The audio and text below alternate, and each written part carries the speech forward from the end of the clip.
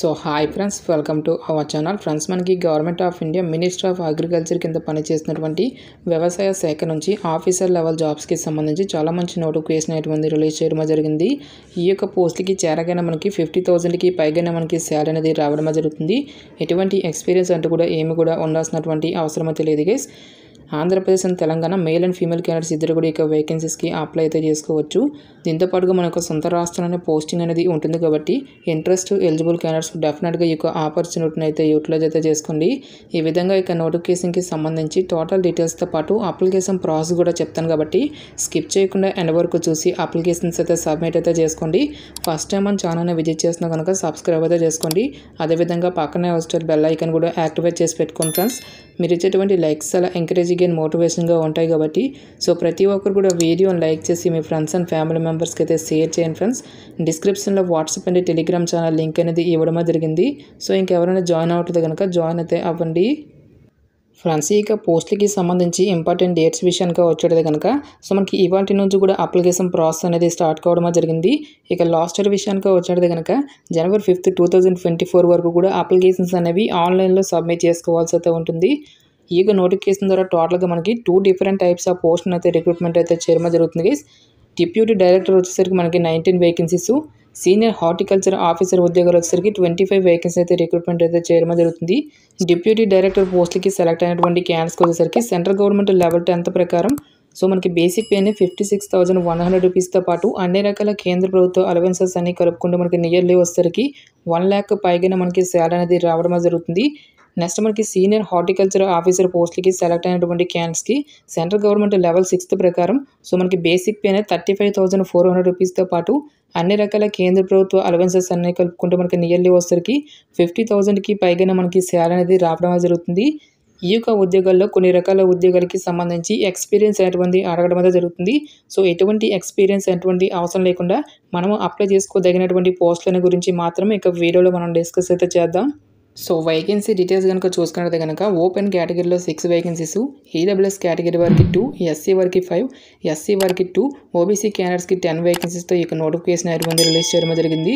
Including మనకి PWD క్యాండిడేట్స్కి కూడా సపరేట్గా పోస్టులు అనేవి కేటాయించడం జరిగింది. ఎటువంటి ఎక్స్పీరియన్స్ అంటూ కూడా ఏమి కూడా ఉండాల్సినటువంటి అవసరం అయితే లేదు guys. Male and female candidates ఇద్దరు కూడా ఇక వేకెన్సీస్కి అప్లై అయితే చేసుకోవచ్చు. నెక్స్ట్ ఈ యొక్క పోస్టులకి ఎవరెవరు అప్లై చేసుకోవచ్చు అని చూసుకుంటే కనుక సిటిజన్ ఆఫ్ ఇండియా, మీరు ఏ రాష్ట్రానికి చెందినటువంటి both male and female candidates ఇద్దరు కూడా అప్లై చేసుకోవచ్చు అని చెప్పేసి ఇక్కడ మనకి నోటిఫికేషన్లోనే క్లియర్గా మెన్షన్ చేయడం జరిగింది. ఇక పోస్ట్లకి అప్లై చేసుకోవడం మీకు ఉండాల్సినటువంటి ఏజ్ లిమిట్ విషయానికి వచ్చేది కనుక సో మనకి మినిమం ఏజ్ వచ్చేసరికి 18 years అయితే కంప్లీట్ అయి ఉండాలి. జనరల్ అభ్యర్థులు అయితే కనుక 30 years వరకు కూడా అప్లై అయితే చేసుకోవచ్చు. ఓబీసీ క్యాండిడేట్స్ అయితే కనుక 33 years వరకు, ఎస్సీ ఎస్టీ క్యాండిడేట్స్ అయితే కనుక 35 years వరకు, నెక్స్ట్ పీడబ్ల్యూడీ క్యాండిడేట్స్ అయితే కనుక 40 years వరకు కూడా అప్లై చేసుకోవడానికి ఛాన్స్ అనేది కల్పిస్తూ ఉన్నారు.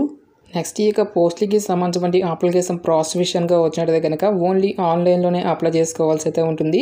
అప్లికేషన్ ఫీజుకి సంబంధించిన డీటెయిల్స్ కనుక చూసుకుంటే కనుక జనరల్ ఓబీసీ ఈడబ్ల్యూఎస్ క్యాండిడేట్స్ అయితే కనుక 1000 రూపీస్, ఎస్సీ ఎస్టీ క్యాండిడేట్స్ అయితే కనుక 500 రూపీస్ అప్లికేషన్ ఫీజు అనేది ఆన్లైన్లో పే చేయాల్సి అయితే ఉంటుంది.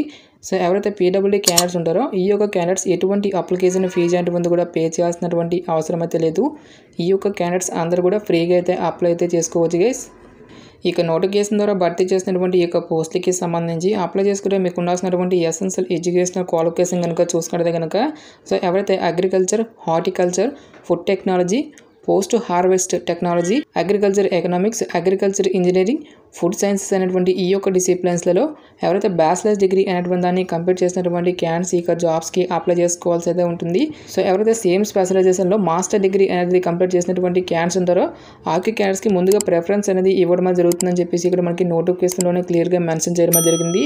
సో ఎటువంటి ఎక్స్పీరియన్స్ అంటూ కూడా ఏమి కూడా ఉండాల్సినటువంటి అవసరం అయితే లేదు గైస్. నెక్స్ట్ ఇక పోస్ట్కి సంబంధించిన సెలక్షన్ ప్రాసెస్ అనేది ఏ విధంగా ఉంటుందని చూసుకుంటే కనుక టోటల్గా మనకి 2 stages ఇక సెలక్షన్ అనేటువంటి కంప్లీట్ అయితే చేయడం జరుగుతుంది. Stage 1లో వచ్చేసరికి మనకి మల్టిపుల్ చాయిస్ క్వశ్చన్ రూపంలో ఇక టెస్ట్ అనేటువంటి కండక్ట్ అయితే చేయడం జరుగుతుంది. Stage 2లో వచ్చేసరికి మనకి డిస్క్రిప్టివ్ టైప్ ఆఫ్ టెస్ట్ అనేటువంటి కండక్ట్ అయితే చేయడం జరుగుతుంది. స్టేజ్ 1కి సంబంధించిన టాపిక్స్ కనుక చూసుకుంటే కనుక హార్టికల్చర్ అటువంటి ఈ యొక్క టాపిక్ నుంచి 60 మల్టిపుల్ చాయిస్ క్వశ్చన్స్ అనేవి అడగడం అనేది జరుగుతుంది, 60 మార్క్స్.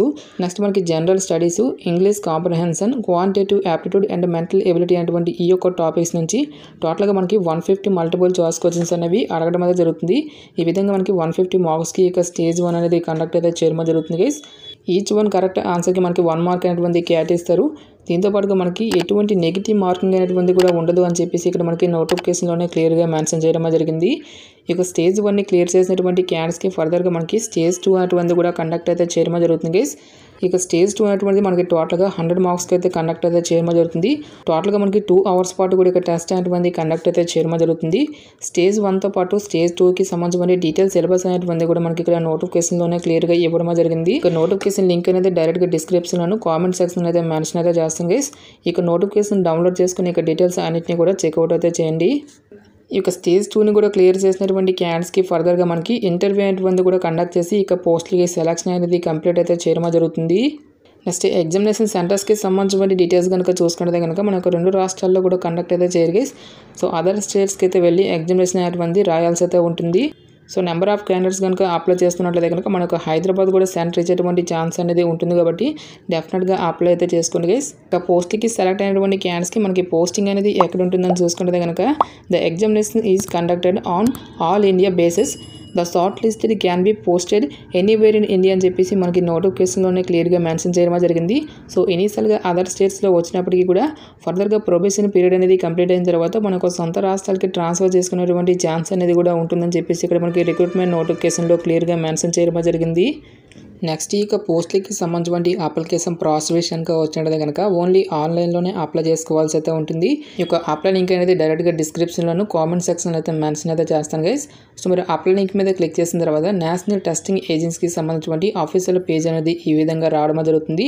టోటల్గా మనకి 3 స్టెప్స్లో ఇక అప్లికేషన్ ప్రాసెస్ అనేది కంప్లీట్ చేసుకోవాల్సి అయితే ఉంటుంది గైస్. ఫస్ట్ స్టెప్లో వచ్చేసరికి మీరు ఆన్లైన్ రిజిస్ట్రేషన్ అనేది కంప్లీట్ చేసుకోవాల్సి అయితే ఉంటుంది. ఈ విధంగా మీరు రిజిస్ట్రేషన్ అనేది కంప్లీట్ చేసిన తర్వాత స్టెప్ 2లో వచ్చేసరికి ఆన్లైన్ అప్లికేషన్ ఫామ్ అనేది మీరు ఫిల్ చేయాల్సి అయితే ఉంటుంది. నెక్స్ట్ స్టెప్ 3లో వచ్చేసరికి మీకు ఎగ్జామినేషన్ ఫీజు అనేది పే చేసి ఈ విధంగా మేము అప్లికేషన్స్ అనేవి సబ్మిట్ చేసుకోవాల్సి అయితే ఉంటుంది. గాయస్ మనకి ఇక నోటిఫికేషన్ వచ్చేసరికి government of India ministry of agriculture and farmers welfare కింద పనిచేసినటువంటి నేషనల్ హార్టికల్చర్ బోర్డు అనేటువంటి యొక్క ప్రభుత్వ రంగ సంస్థ నుంచి ఆఫీషియల్గా రిలీజ్ అయినటువంటి యొక్క notification details interest eligible candidates డెఫినెట్గా అప్లై అయితే చేసుకోండి. ఇక పోస్ట్లకి సంబంధించిన లింక్స్ అన్నింటినీ కూడా వీడియో డిస్క్రిప్షన్లో కామెంట్ సెక్షన్ అయితే మెన్షన్ అయితే చేస్తాను గైస్. ఇంకా ఇక నోటిఫికేషన్కి సంబంధించి మీకు ఎటువంటి డౌట్స్ వచ్చినా సరే నాకు కామెంట్ సెక్షన్లో కామెంట్ అయితే చేయండి. ఇటువంటి మరిన్ని జాబ్ అప్డేట్స్ కోసం మన ఛానల్ని సబ్స్క్రైబ్ చేసుకుని బెల్ ఐకాన్ కూడా యాక్టివేట్ చేసి పెట్టుకోండి. సో ఇది ఫ్రెండ్స్ ఇవాళ వీడియో. రేపు మరొక మంచి అప్డేట్తో మళ్ళీ మీ ముందుకు రావడమే జరుగుతుంది. Thanks for watching. Have a nice day.